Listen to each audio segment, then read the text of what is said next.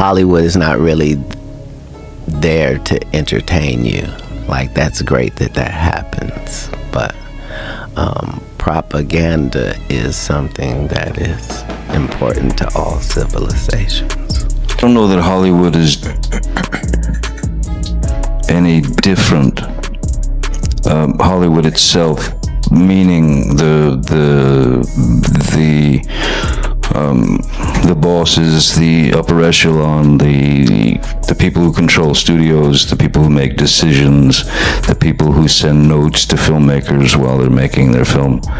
And when I saw that note, I knew I had to get out of the... I care how people feel about the ritual. It's about, does following the ritual work? Show me one person that ever wore a dress in Hollywood unsuccessfully. I mean, the first thing and the most important thing is not to ever consider yourself a Hollywood celebrity. That's death. I've gotten so much information that I understood. Katt Williams keeps surprising us on Joe Rogan's recent podcast. We all know Hollywood can be mean. It doesn't forgive anyone, not even Johnny Depp. But Katt also faced his share of betrayal into 2024. He spoke openly in an interview on Club Shay Shay, talking about how people in the industry betrayed him, similar to what happened to Johnny Depp in Hollywood. But wait, there's more.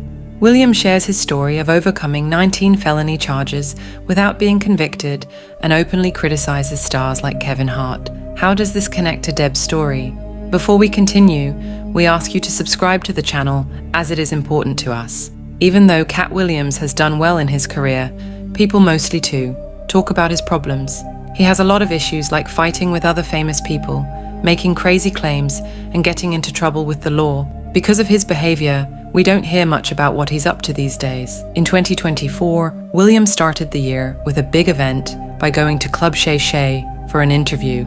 It had been a while since he talked to the press directly, and he mentioned that right at the beginning. I'm not interested in talking to people unless it's like a Larry King or somebody of an amazing ilk. Then he said nice things, Sharp for making the show's atmosphere so good, but he also complained about Sharp for not fixing what Ricky Smiley had said in another interview. In another strange event, Williams said he and Ludacris were supposedly considered for a spot in the Illuminati.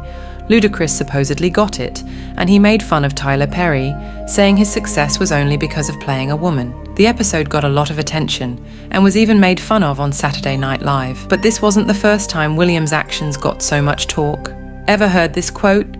"I've never been to prison. 19 felonies, no convictions. Knock it off. Prison and jail aren't the same." Before it went viral on social media, Katt Williams said those words in an interview with V103 Atlanta. He was responding to the show's host, Wanda Smith, and he wasn't lying. In just 2016, the actor from Norbit got into a lot of troubling situations, especially involved fights. One time, he argued with his bodyguard, who refused to do something illegal that Williams allegedly asked. This led to threats against the bodyguard's life and a woman physically attacking him at Williams's house. The next day, Williams got arrested for hitting someone at a pool shop. Then in April, he got arrested again. This time, it was because he threw a salt shaker at a restaurant manager in Atlanta. Regarding Williams' team's reaction to all the chaos, his lawyer Drew Finn, AP, that he thought the public fights were connected to the comedian's fame. Findling said, "Every time this happens, coincidentally, we almost instantly hear from some lawyer out there. Still, getting into fights and throwing things like that, punches and salt shakers, doesn't make him look good." Putting aside the arrests, we think the main reason why we don't hear about Katt Williams as much anymore is because he has upset many people in Hollywood. Apart from saying Ludacris joined the Illuminati, Williams' long interview on Club Shay Shay, which lasted 2 hours and 45 minutes, showed him criticizing several other celebrities. One of them was his old enemy, Kevin Hart. Talking about Hart, Williams said that the actor from Soul Plane didn't really earn his success. He also hinted that Tiffany Haddish didn't deserve to be a movie star. But this wasn't new. In 2018, Williams hinted on V103 Atlanta that Haddish only got famous by being with white men. I fought with him. You only got Tiffany Haddish. She been doing comedy since she was 16. You can't tell me your favorite Tiffany Haddish joke. Why? Because she ain't done a tour yet. She ain't done a special. She has not proven the ability to tell jokes back to back for an hour to nobody. And they already ready to down Monique and up somebody who has showed them Girls Trip. Did you think she wrote Girls Trip, goofball? Shortly after, Hart criticized Williams for this and for constantly attacking other black stars on The Breakfast Club show. He said, "My frustration with Katt Williams comes from, you keep pointing at Hollywood. When do you take responsibility for your actions?" Hart didn't stop there. He also mentioned that Williams' behavior was the reason why Hollywood wasn't calling him anymore. Continuously poking fun at the top comedians in Hollywood isn't a wise choice for Williams. Unfortunately, it seems like he doesn't intend to patch things up anymore. Whole industries can be built upon your ability to know how certain things are going to hit certain people. And this was before we called things promotion and marketing. You know what I mean? That's...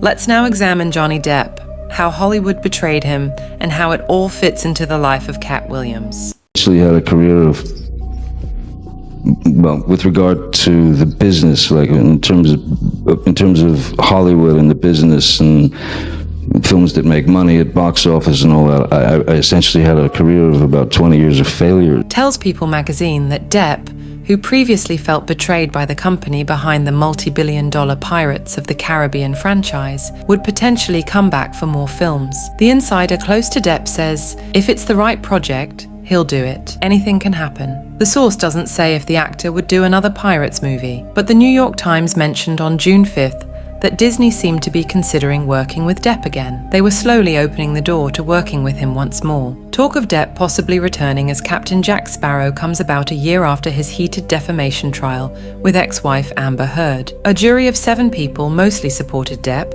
although Heard 37 won 1 out of her 3 counterclaims. Even though many fans were hopeful, a spokesperson for Depp said, Depp told People magazine in June of last year that a report suggesting the actor would return to the Pirates franchise for over $300 million was not true. The producer of the saga, Jerry Bruckheimer, told The Times in an interview published the month before, while Depp was still in court for his defamation trial against Heard, that his team was developing 2 pirate scripts, one with Margot Robbie, one without. Regarding Depp's potential involvement from his escape and enrollment, Bruckheimer, aged 79, said, "Not at this point," but added, "The future is yet to be decided." While some Hollywood insiders had different opinions on whether Depp's career would recover after the trial, a former Disney executive told People, "I fully believe after the verdict that Pirates is ready to reboot with Johnny as Captain Jack back in action. There's too much potential box office success for a beloved character that's such a big part of Disney's culture. These are just rumors, but there is some truth in them." Let's see what Depp actually said. Depp, if Disney came to you with $300 million and 1 million alpacas, nothing on this earth would get you to go back and work with Disney on a Pirates of the Caribbean film. Correct? That is true, Mr. Rottenborn. Is Disney aware that Mr. Depp has testified under oath that he would not take another Pirates of the Caribbean franchise role for $300 million and 1 million alpacas? Now, would Disney entertain paying Mr. Depp more than $300 million and provide him with more than 1 million alpacas to be able to obtain his services for any future Pirates of the Caribbean role? Now, I'm going to show you what has been marked as deposition exhibit number 52 to Alan Horn. I was living, at the time I'd rented a house in Malibu to escape from Hollywood. Thanks for your time. Don't forget to subscribe to the channel and share your opinion in the comments. Thanks in advance.